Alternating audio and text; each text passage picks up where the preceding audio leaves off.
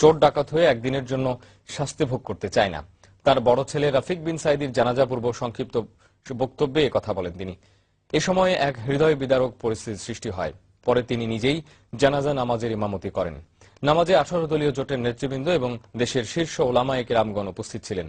দিগন্ত টেলিভিশনের সরল পথ অনুষ্ঠানের জনপ্রিয় উপস্থাপক ছিলেন রাফিক বিন সাইদি। আমি জানতে পারলাম আজকে আসরের নামাজের সময় ও আল্লাহ, আমাকে বানানো হয়েছে যুদ্ধ অপরাধী, আমাকে বানানো হয়েছে চোর, ডাকাত, হত্যাকারী, ধর্ষণকারী। আমি আল্লাহর নামে কসম করে বলছি, ও আল্লাহ, তোমার জাতের কসম, তোমার ইজ্জতের কসম, তোমার সম্মানের কসম, 1971 সনের এক ফোঁটা বালি বা কাদা আমার গায়ে লাগে নাই, লাগে নাই, লাগে নাই।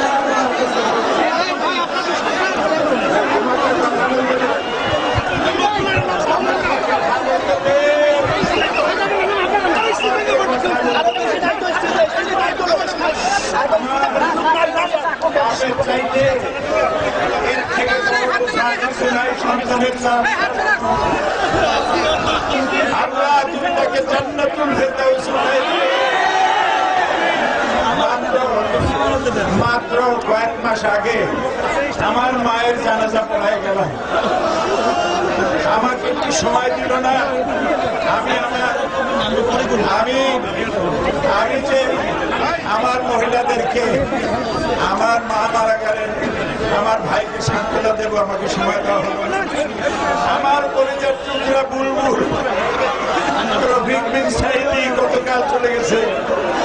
আমি জানতে পারলাম আজকে আসরের নামাজের সময়। ও আল্লাহ,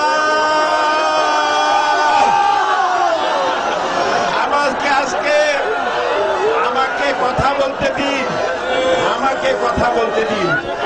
আমি আজকে 50 বছর কোরআনের তাফসীর করেছি সারা বাংলাদেশে, সারা পৃথিবীতে। আমাকে বানানো হয়েছে যুদ্ধ অপরাধী, আমাকে বানানো হয়েছে চোর, ডাকাত, হত্যাকারী, ধর্ষণকারী।